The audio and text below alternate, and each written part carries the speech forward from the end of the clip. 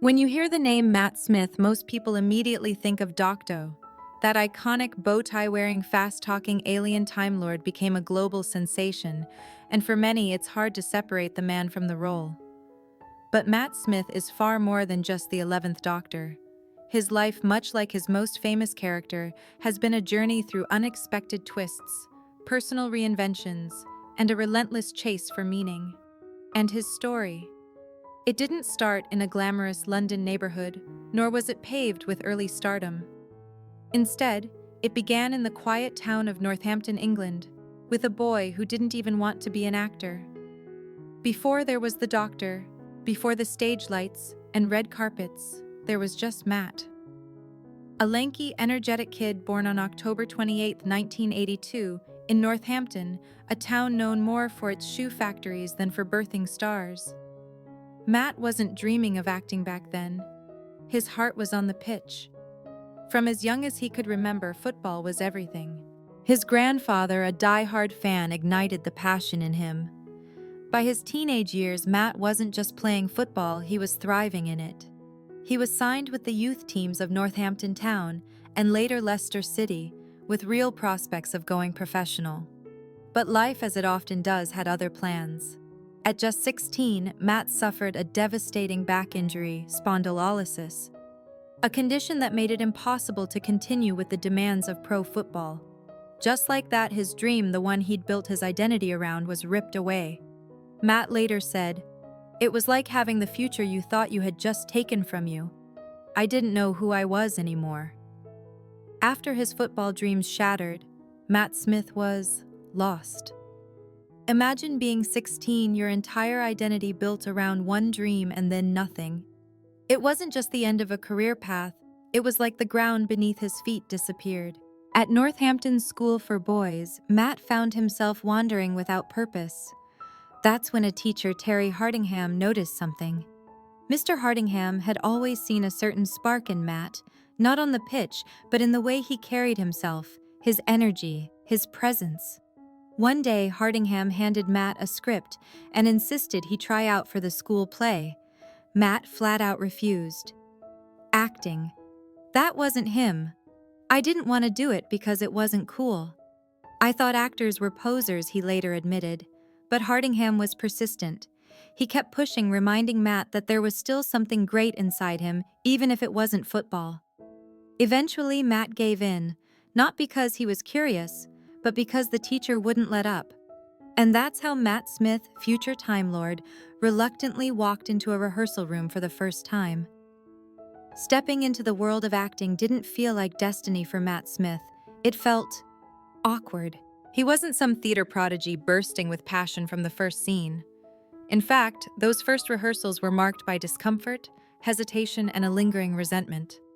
Matt often stood on stage feeling exposed like an imposter in a world where others seemed to belong. Acting wasn't natural to him, not yet. Every line felt foreign, every emotion seemed forced. His mind kept circling back to football, to the life that could have been if not for that cursed injury. But then something started to shift. There was a strange thrill in pretending to be someone else, a flicker of excitement when a line landed right, or when a scene felt real even for just a moment. That thrill was new, unfamiliar, but it was a lifeline. Matt had been stripped of his identity as an athlete, but on stage, even if just for an hour, he could be someone. Anyone. Terry Hardingham, the teacher who pushed him into acting, saw the spark. He urged Matt to audition for the National Youth Theatre, a prestigious institution in the UK that had been the starting point for countless British acting legends. Matt was reluctant, of course, but again, the nudge from his mentor pushed him through the door. And so, he auditioned, raw, unpolished, but undeniably compelling. He got in. And just like that, a new path began to unfold. For Matt Smith, being accepted into the National Youth Theatre wasn't just a win, it was a lifeline. It was the first tangible sign that maybe, just maybe, he wasn't destined to drift forever after football. But even then, Matt wasn't fully sold on the idea of being an actor. Stepping into the theater surrounded by talented, trained kids from across the country, he felt out of place. They had experience, confidence, even swagger. Matt. He was still the footballer pretending to act. Yet there was something undeniable about the energy of theater, the camaraderie, the shared vulnerability. The late-night rehearsals, the in-jokes, the electric buzz before the curtain rose, it was intoxicating. At National Youth Theater, Matt started to sharpen his instincts. He learned to trust his body, his voice, his presence. More importantly, he discovered the joy of disappearing into a character. Slowly but surely, the stage stopped being an alien place, it became a refuge. His performances stood out not because he was polished, but because he was raw, real.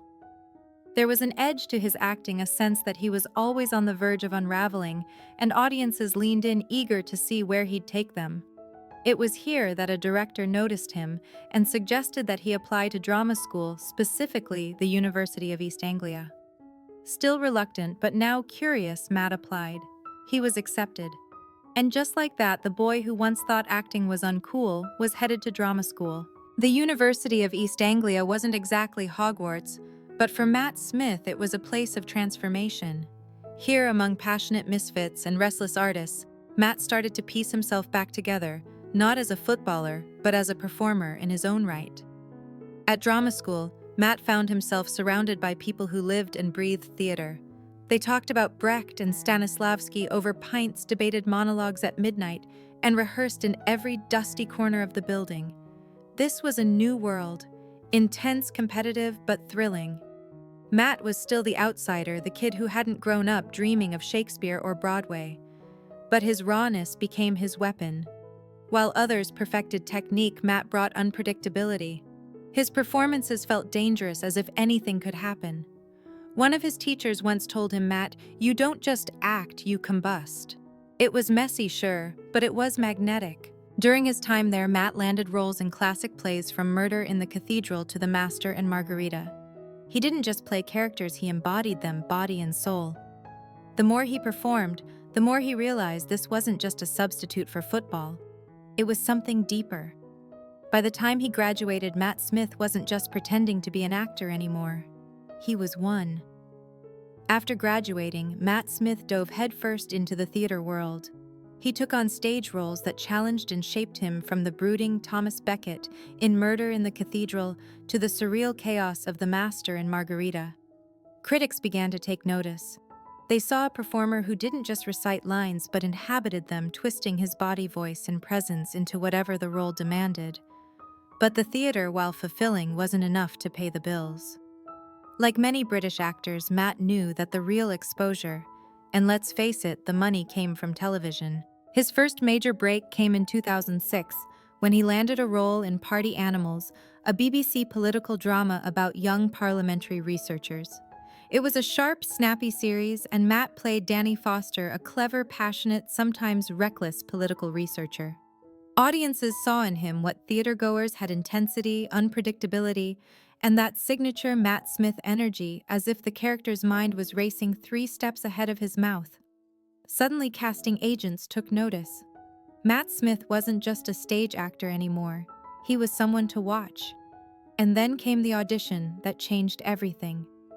In 2009, the BBC was searching for a new face to fill one of British television's most iconic roles, the Doctor in Doctor Who. After David Tennant's critically adored run, the pressure was astronomical. Fans wanted someone worthy. Matt Smith almost didn't audition. He thought he was too young, too inexperienced, too not right. But his agent insisted. Reluctantly, Matt went in. The casting directors saw something in him almost immediately, a blend of ancient wisdom wrapped in youthful energy, eccentric, yet deeply emotional. When Matt got the call that he'd landed the role, becoming the 11th Doctor and the youngest ever cast, he was stunned. "I was like, are you sure?" he later recalled, laughing. Stepping into the TARDIS, Matt redefined the Doctor. His version was gangly, whimsical, at times childlike, but with a simmering darkness underneath. The bow tie, the awkward dancing, the madcap speeches all became iconic. His portrayal won over skeptics and captured new audiences worldwide. Doctor Who exploded in global popularity, especially in the US, turning Matt into a household name. Leaving Doctor Who in 2013 wasn't easy. The role had catapulted Matt Smith to global fame, but it had also become a shadow. He knew staying too long would trap him in a single image. So in the bold tradition of the Doctor himself, Matt chose to regenerate not on screen but in real life. His next steps were risky. He didn't go for safe, big-budget blockbusters. Instead, he chased nuanced darkness and characters that lived on the edge. In The Crown, he took on the role of Prince Philip, a man often misunderstood, proud, and quietly tormented. Matt brought empathy and steel to the part, earning a BAFTA nomination and introducing himself to an entirely new audience. In Morbius, he embraced the wild side, playing the villainous Milo with theatrical flair.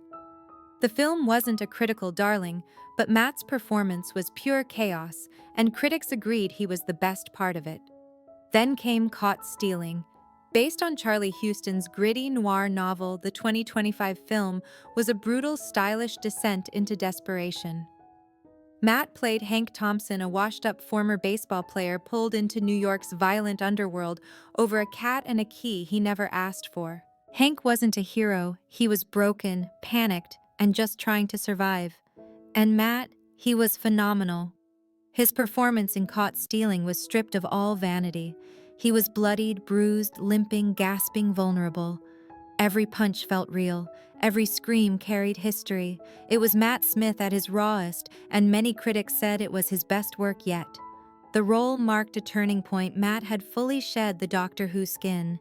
He wasn't a former Time Lord anymore. He was a leading man capable of carrying an entire film with nothing but sweat, pain, and a haunted stare.